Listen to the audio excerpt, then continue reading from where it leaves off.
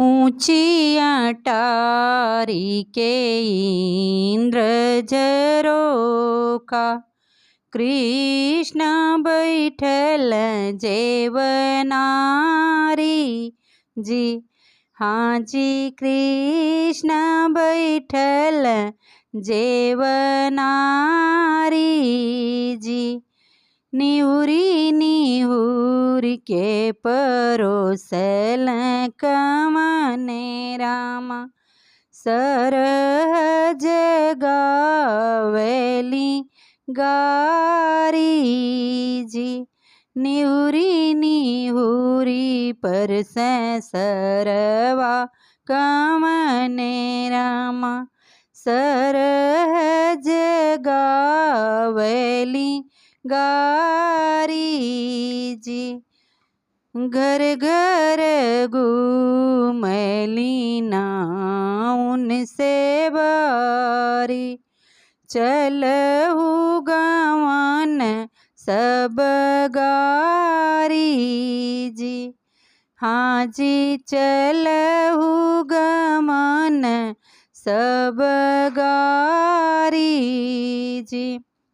माता बहिनिया के नामो न जानी, कैसे गाई हम गारी जी। हाँ जी, कैसे गाई हम गारी जी। माता का नाम तबा अटे जसोदा, बहिनी के नाम सुभद्रा जी। हाँ जी, बहिनी के नाम सुभद्रा जी। जेवन बैठल कृष्ण दोनों भैया, देव सखीन सब गारी जी। हाँ जी, देव सखीन सब गारी जी। चिठिया पे चिट्ठी लिखी भेजली जसोदा, लालन भूलो ससुरारी जी।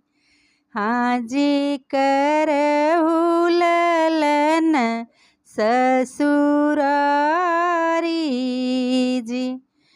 चिठिया बचत कृष्ण यशय कुलैल, करहु विदाई घरा जाई जी।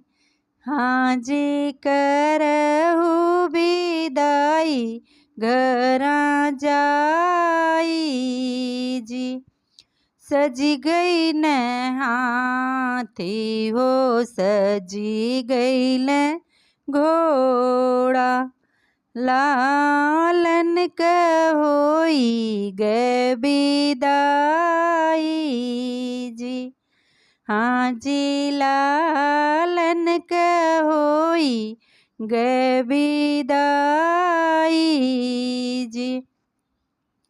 लाल बछेड़ा पर बैठे कन्हैया, लालन होई गए विदाई जी।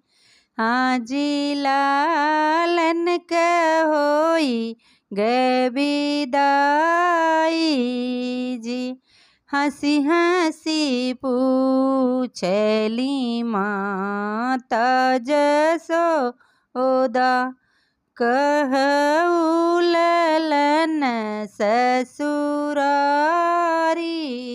जी। हाँ जी, कहऊ ललन ससुरारी जी। ससुरु कदिहल मैया कहाँ ले बखानी। सासु गंगा जल पानी जी। हाँ जी सासु गंगा जल पानी जी। साली से सरहज माता अधिक पियारी।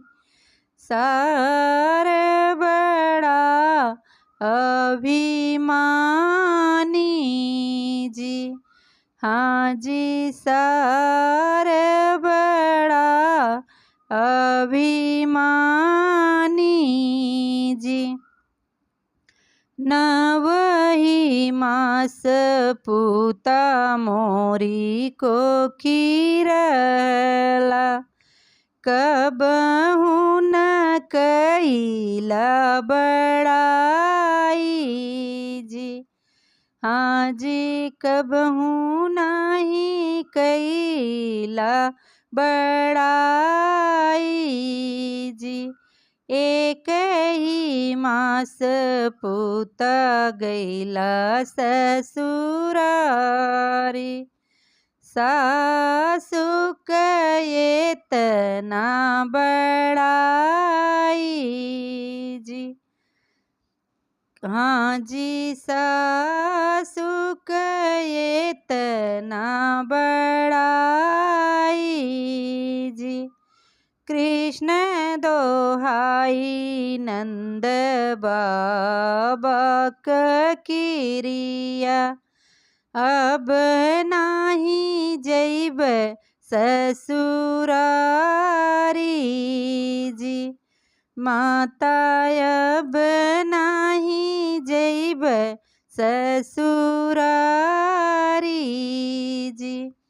हम तऊ करी बेटा हंसी से मजकवा। तू तऊ चला रिसियाई जी।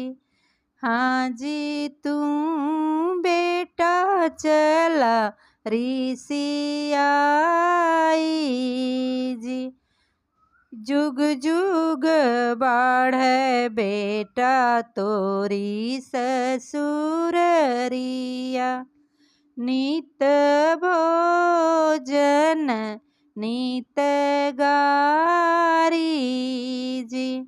जुग जुग बढ़े बेटा तोहरी ससुररिया। नित भोजन नित गा